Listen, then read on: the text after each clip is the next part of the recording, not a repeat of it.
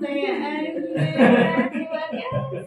ini agak lebar ya, topiknya ya, agak kemana-mana gitu. Ini lebih dari gudang buku ya Pak ya, ini udah dapur ya.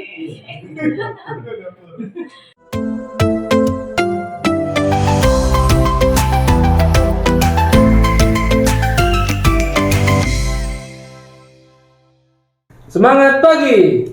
Oke Sobat Semanggi, kita bertemu lagi di sesi podcast Semanggi University. Kali ini edisi spesial ya, karena biasanya kita hanya berdua. Jadi saya dengan satu orang narasumber. Kali ini kita akan mendatangkan dua narasumber langsung. Yang pertama Bapak Rupianto dari PT Mesin Kasir Online, dan kedua Bu Anita Sujayanti dari PT Kodone Gatama. Oke, karena dua narasumber ini adalah para expert di bidang penjualan, maka kita akan membahas hal terkait penjualan. Nah, sebagai seorang sales, banyak pertanyaan yang masuk terkait apakah benar seorang sales itu harus menjadi seorang people pleaser atau menyenangkan semua orang, dalam artian menyenangkan semua customer kita. Karena memang kita di bidang penjualan itu adalah untuk memuaskan customer kita misalkan. Nah, apakah ini juga dirasa benar atau sebaiknya seperti itu, atau mungkin ada pandangan lain? Kita sapa dulu narasumber kita. Semangat pagi Pak Rupi dan Ibu Anita. Semangat pagi Pak Kori. Akhirnya ya bisa bertiga. Iya, kita akhirnya bisa bertiga ya. Jadi kalau biasanya berdua, kita bertiga aja deh. Coba konsep yang berbeda ya Pak. Ya, triple date ya. Bukan double date ya. Oke, seperti yang tadi sudah saya singgung di awal podcast, kita akan membahas terkait people pleaser, Pak. Bagi seorang sales itu, apakah itu benar atau sebaiknya seperti itu?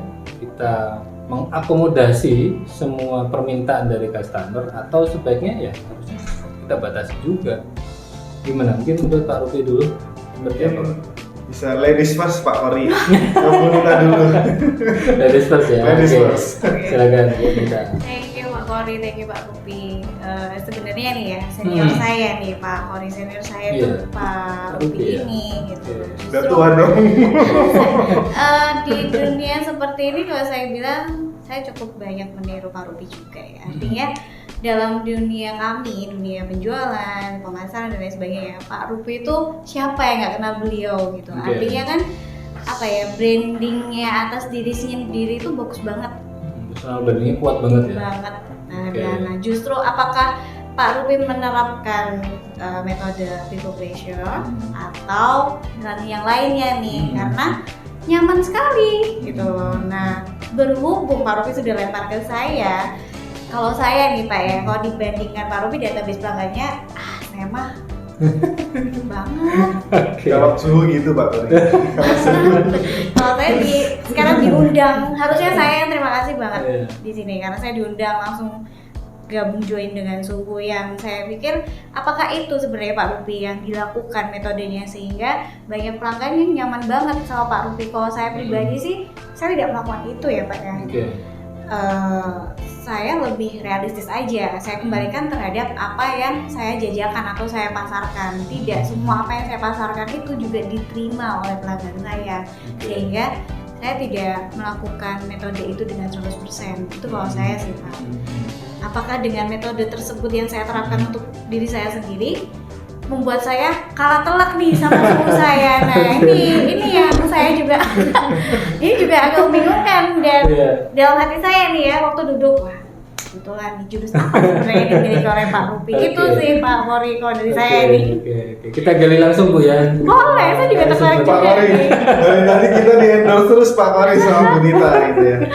Gimana Mbak Rupi? Menurut Pak Rupi seperti apa? Oke, jadi ini bola panasnya dilempar lagi gitu ya. Kita nggak ada bola panas Pak, kita mau belajar. Kita sharing Pak ya. Betul. Padahal suhunya itu Bu Nita Pak Kori. Ya, jadi saya kembalikan ke Bu Nita lagi. Ini tekniknya. Rupi. Thank you Bu sudah di endorse, terima kasih banyak. Next time kita akan kasih ini Pak Kori gift ya, giveaway khusus dari Semanggi buat Bu Nita. Kita sudah di endorse. Iya. people pleaser atau menyenangkan orang dalam tanda kutip ya Pak Kori ya, karena sebagai seorang sales kan tentunya modal kita salah satu yang paling dasar adalah antusias, charming gitu kan, menyenangkan gitu. Dalam tanda kutip mungkin pleaser-nya adalah di situ. Dalam tanda kutip ya, kita bisa menggunakan itu untuk mungkin jalin relasi gitu kan, untuk membuka apa namanya, kita pertama kali kita perkenalan sebagai apa biasanya itu kesan pertama ya. Itu mungkin menyenangkan. Jadi kalau kita menyenangkan berhubungan dengan orang, artinya secara personal ya, itu menyenangkan, dalam konteks gitu Pak. Itu kalau dari pandangan saya ya. Dalam konteks itu oke banget, malah wajib kalau bagi seorang penjualan gitu ya, di tim sales gitu. Gitu Pak. Oke, mungkin kalau kita lanjut lagi ya di fase berikutnya setelah tadi apakah saat pertemuan pertama, perkenalan dan segala macam, kita lanjut di fase berikutnya. Ada beberapa entah itu keberatan customer atau permintaan dari customer itu Pak biasanya. Contoh ini dong, kayak contoh nih, misalkan ada di sudah banyak kita ketahui di dunia sales ya. Saat kita melempar harga ke customer, berapapun harganya itu udah pasti ditawar deh. Kalau di Indonesia kayak gitu, ada budaya seperti itu. Berapapun harganya, meskipun kita bilang itu harga modal sekalipun, pasti akan ditawar. Nah, permintaan seperti itu deh Pak. Mungkin ada yang minta bonus kah, atau minta apa. Nah, itu sebaiknya seperti apa Pak? Apa kita akomodasi semua atau seperti apa Pak? Kalau menjawab mengenai permintaan harga ya tadi ya, bahwa misalkan kayak gitu, saya pikir kalau seperti itu lebih expertise-nya mungkin di Bu Anita Pak, karena beliau dari Sabang sampai Merauke Pak itu sudah memberikan training di semua cabang-cabang workshop gitu ya, dari Sabang sampai Merauke. Mungkin silakan Bu Dita. Ini master suhu saya Pak, kalau negosiasi harga udah dah sama Bu Dita pasti closing gitu ya, 100% closing Pak. Luar biasa. Gak ada yang lewat kalau sama Bu Dita. Terima kasih ya Pak Rupi, terima kasih banget, terima kasih channel saya. Oke, benar-benar nih topik kita hari ini, saya sendiri dihadirkan di ruangan ini sangat excited banget. Melanjutkan pertanyaan dari Pak Kori ya, artinya ketika permintaan banyak dari klien itu harusnya seperti apa sih? Kalau saya Pak, yang sudah saya terapkan itu ada dua. Pertama, sebelum diminta kita akan coba berikan. Nah, kita berikan itu kemasannya adalah seperti sebuah terapi kejutan. Terapi kejutan itu dalam arti mungkin dia tahu transaksi ini hanya akan mendapatkan ini. Nah, lalu saya berikan terapi itu dengan kejutan. Enggak juga ini loh Bu, ternyata dengan ibu transaksi ini ibu mendapatkan ini. Karena tidak sedikit ketika kita sudah masuk ke dalam solusi yang tepat dari permasalahan klien kita, klien tidak akan berpikir untuk menawar lagi. Apalagi nih kebetulan beberapa produk yang kita jual itu ada produk solusi ya Pak ya. Beda halnya dengan kayak misal produk konsultif, misal kita bicara beli mobil. Beli mobil bisa nggak tambahin sensornya, sensor parkir dan sensor sebagainya, bisa nggak ditambahin misal aksesoris dari pelindung hujan, kaca dan lain sebagainya. Nah itu langsung kayak produk konsumtif ya. Artinya ya kembalikan lagi kebutuhan. Tapi kalau produk solusi kan tentunya tidak seperti itu. Jadi kembali lagi, kalau tadi saya bilang dua cara. Cara pertama adalah saya berikan secara kejutan. Cara yang kedua adalah coach saya nih. Mohon izin ya Pak Rupi. Sebelum Pak Rupi jawab, jadi saya jawab dulu nih Pak Rupi. Ini yang selalu di-sharingkan dengan saya dan juga tim saya oleh Pak Rupi juga. Yang kedua adalah kita harus menyadari lawan kita adalah human, people. Artinya dia tergerak karena sebagian kecil dari emosi. Jadi biaya impulsif itu ternyata benar sekali Pak. Nah, biaya impulsif ini akan membuat seseorang itu menawar, it's okay, itu nggak apa-apa. Dan kalau kita lawan, malah dia akan merasa terkalahkan. Nah, ego yang saya bilang, ego ini kasih tapi dengan tidak membuat kita rugi juga. mungkin bisa jadi bahasa populernya yang sering Pak Rupi sampaikan ke saya, ya Bu Ita kita win-win lah, misalnya seperti itu.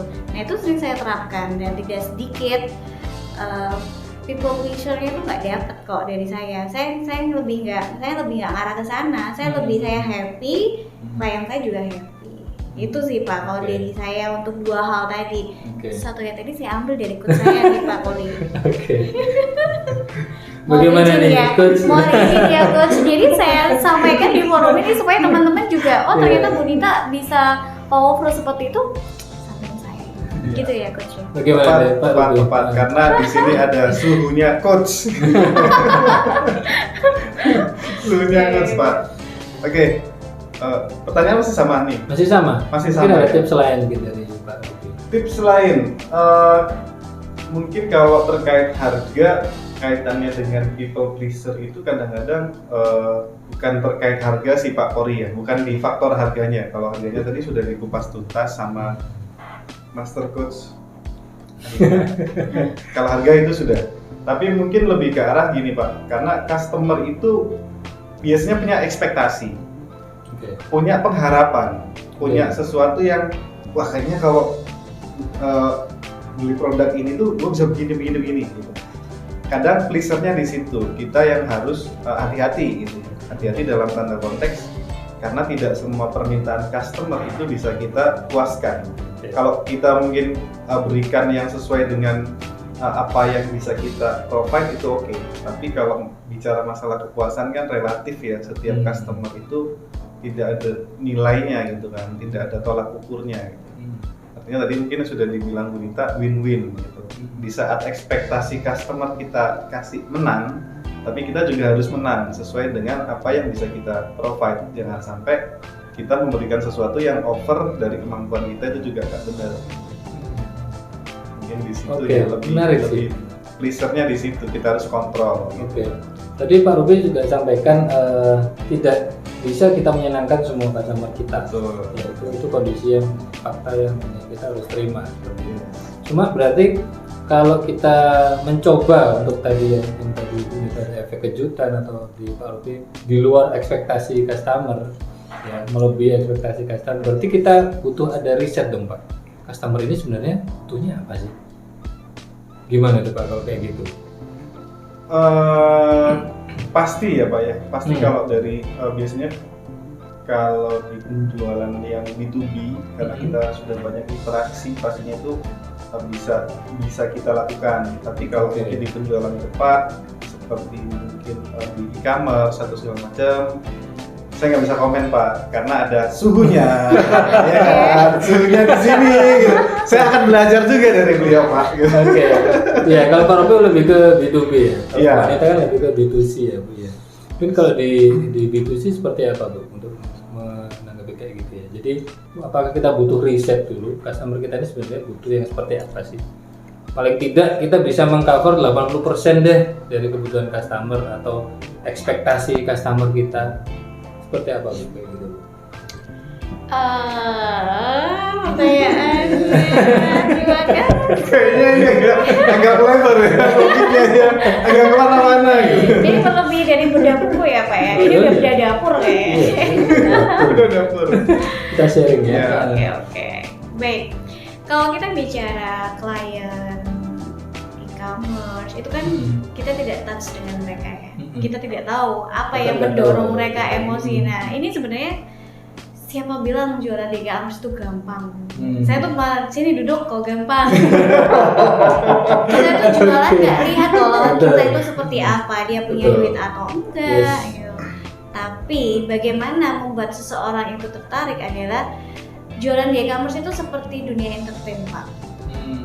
Seseorang akan merasa tertarik dan berhenti untuk stop dan melihat kita dalam beberapa detik tertentu itu ketika kita first impression pertamanya menarik aja. Menarik dulu.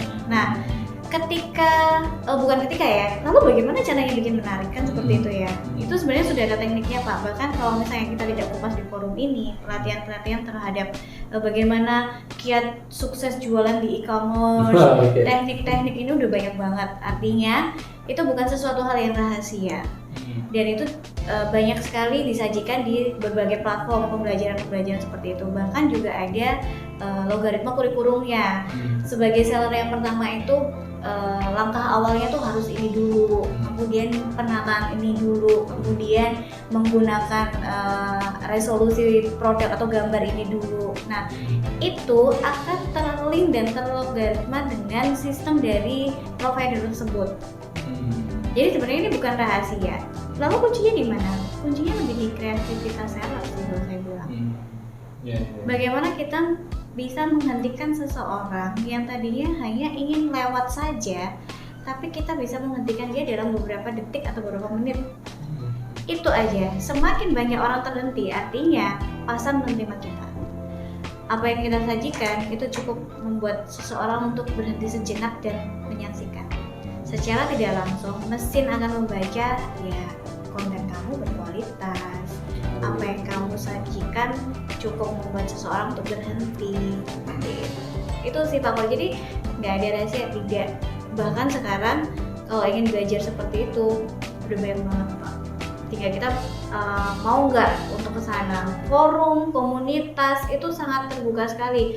Kalau saya sekarang bilang ya kategori kayak marketing 4.0, 5.0 itu memang benar banget ya Pak. Kalau dulu kita masih butuh seorang untuk langsung touch, untuk jualan aja kita harus bikin appointment dulu, harus betul. Bahkan telat 5 menit aja kita, itu zaman kita ya. Iya dulu banget. Betul ya Pak ya. Sekarang rasanya itu kita 1 hari jualan aja dulu bingung ya Pak. Ini sasarannya kemana gitu.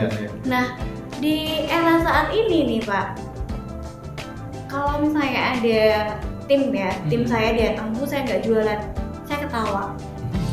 Kalau kamu lakukan itu dan datang ke saya 5 tahun yang lalu, oke. Gitu. Tapi kalau sekarang kamu datang ke saya, Bu hari ini saya nggak jualan, wah itu saya senyum. Iya. Serius itu kalau misalnya saya sampaikan ya. Jadi sekali lagi tidak ada trik. Itu kalau di e-commerce, justru e-commerce itu jauh lebih menantang karena kita tidak mengetahui lawan kita, kondisi, ekspresi. Kalau dulu kita diajarin ya Pak ya, baca ekspresi klien, mana yang key personnya, mana yang hanya sekedar untuk ngetes aja. Tapi ini benar-benar kita diberi layar nggak ngerti sama sekali. Gitu Pak.